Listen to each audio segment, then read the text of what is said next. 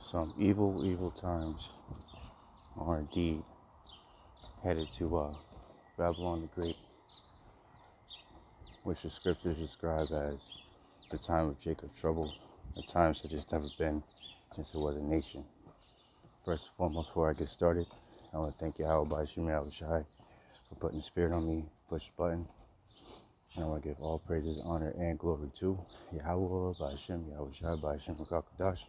I want to give double honors to the apostles and the elders of GMS who teach and rule well, who taught me this truth. Salutations to you brothers and sisters that are out there listening, learning, fighting this good fight of faith. And salutations to my fellow brethren that are pushing this word in all truth and sincerity. To you all, I want to say shalom. I hope and pray that this lesson be edifying to your elect.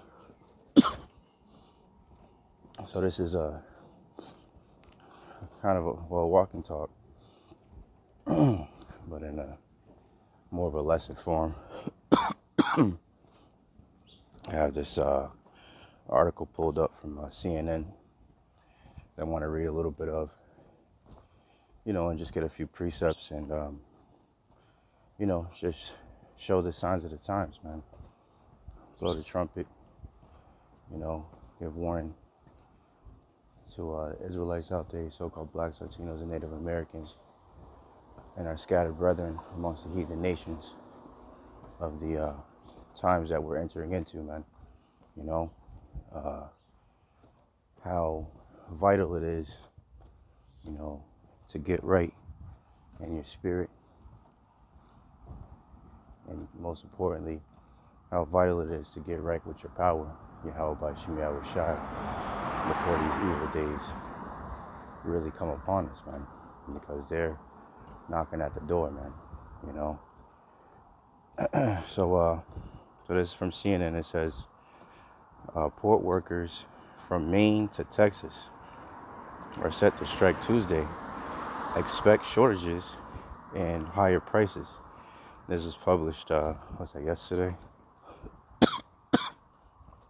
Yesterday, September 27th, 2024, the hopeful year of Jacob's trouble, as coined by the beloved Apostle Tahar. So it reads, I'll just read a little bit of it. I don't want to make this lesson too long.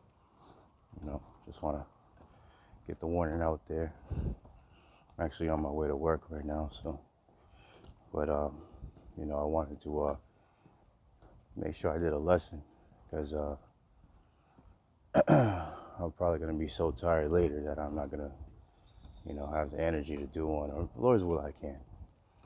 But, the job I'm doing today is manual labor. So as you brothers, you few sisters know, it takes a lot out of you, you know what I mean? So, but there's always time to squeeze in a lesson. There's always time to do the work of the Lord, man. So, I took this opportunity. It's a beautiful morning, walking on my way to work, to do the will of the Lord, man, and it'll make my day go much smoother. I always feel much better in the spirit when I do the work of the Lord. So it says, longshore workers at the ports of Maine to Texas are set to walk off the job early Tuesday, staging what could become the most disruptive strike on the U.S. economy in decades.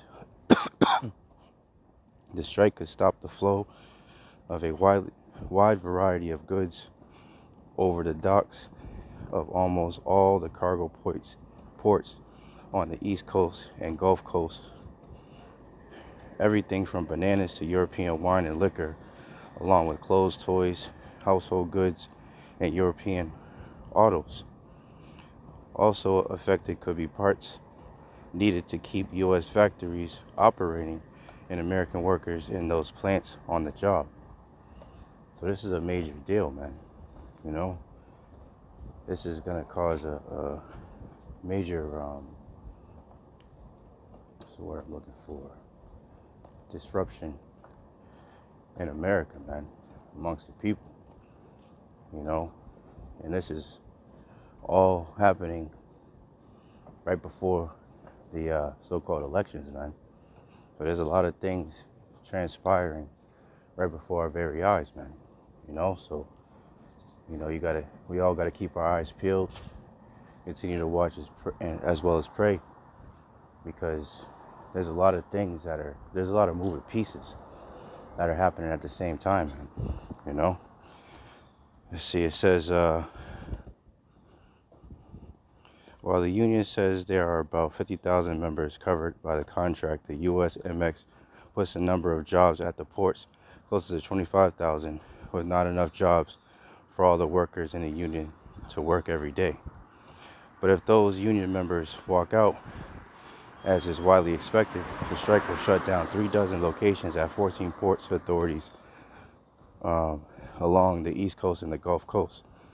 Depending on the duration, a strike could mean shortages of consumer and industrial goods, possibly driving up prices again, and that could hit an economy that is finally recovering from a pandemic-induced inflation spike. So this thing is gonna hit major, man. This is gonna affect everybody. People are already complaining about the price of, food, price of gas, and what have you. So if you have different workers that are on strike at the ports, because you got to remember, America is a consuming nation. America imports the majority of its goods. So if there's a disaster at the ports, that means it's shortages all across the board. So the simple things that people are used to getting, like the Dunkins and Starbucks, different ingredients, car parts, the different foods and things like that people are used to having. Imagine having a shortage of goods, and they're so rare, they start to become rare, that the price is going to go up exponentially, man. If I said that word right. Exponentially, I think it's Slovakia. It's going to go up a lot. Slovakia.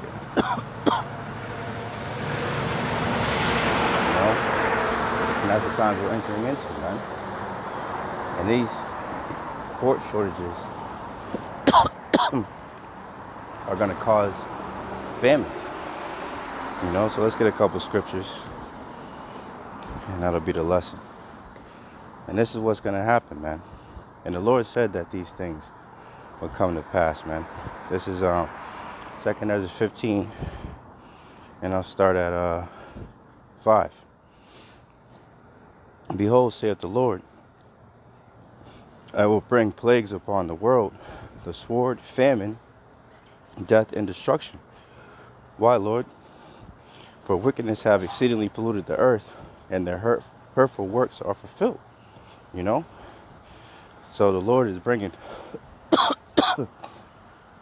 these plagues on the earth, and especially here in Babylon, aka America, because of all the evil that it does continually, man. And this is going to be some of the result of it. 2 Ezra 15 and 14. Woe to the world and them that dwell therein. For the sword and their destruction draweth nigh, and one people shall stand up against another. One people shall stand up and fight against another, and swords in their hands, man. And that's already starting to happen, man. There's all these talks of often Trump. Elon Musk recently made a so-called joke about often Kamala and her campaign spot, or whatever it's called, in Arizona, got shot up by, I guess it said it was like a BB gun or something, but nonetheless, you know, is sending a message, you know, to both sides, man. And it's going to be violent, man, you know, as this country, this wicked ass country, America, was established by violence, thus shall it go out, as the scriptures say, man. You know, you reap what you sow. 16th verse, it says, for there shall be sedition among men, and invading one another. They shall not regard their kings nor princes, and the course of their actions shall stand in their power. Right? So you're going to get people rising up, going against the government, not caring about what their governors have to say, what their senators, what the mayor has to say, what the police have to say. They're going to take matters into their own hands. And that's when they're going to hit the streets. And it's not going to be pretty, man. And which is going to result in martial law. 17th verse, a man shall desire to go into a city and shall not be able. Right? So they're going to have to start setting up checkpoints, because people are just going to be rioting all over the place, looting, burning shit down, you know, just destroying shit because they're fed up, you know. It's going to be Egyptian against Egyptian, so the civil war is going to start popping off. They're going to have to start sending in UN troops, and it's going to be bad out here, man. And I'll go straight to the point. 19th verse. A man shall have, well, let me get 18. For because of their pride, the cities shall be troubled, the houses shall be destroyed, and men shall be afraid. A man shall have no pity upon his neighbor, but shall destroy their houses with the sword and spoil their goods, because of the lack of bread and for great tribulation, man. You know, so the famine's coming. It's gonna, hey, what's up, bro? How you doing? What's up, bro? The famine is coming, and people are gonna, you know, the shortage of food is gonna make these people go crazy, man. You know, they're not gonna regard their neighbor and shall spoil their goods, meaning take their goods because of the lack of bread, man. You know, and the price of the goods, they're not gonna be able to afford them. The second Ezra 6:22, and suddenly shall the sown places appear unsown. The full storehouses shall suddenly be found empty. Right? So all, you know, people, you know, used to going to their local grocery store, and it's fully stocked with their favorite goods. That's going to be the thing of the past, man. And even if they do have the different things that they want for the moment, it's going to be, depending on what it is, it's going to be an extravagant price, man. Shalakia. Let me just read one more and I'm going to get off. The Second Kings 6:25. And there was a great famine in Samaria, and behold, they besieged it. How you doing? Until an ass's head was sold for 80, a score is 20.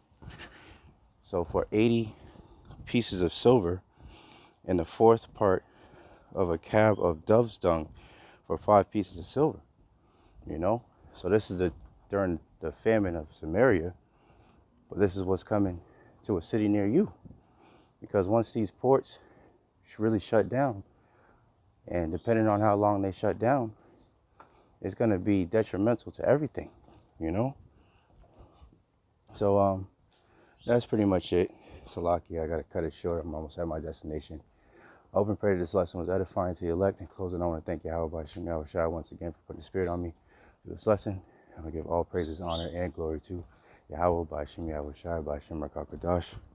Double honor to the apostles and elders, GMS, who teach and rule well, taught me his truth.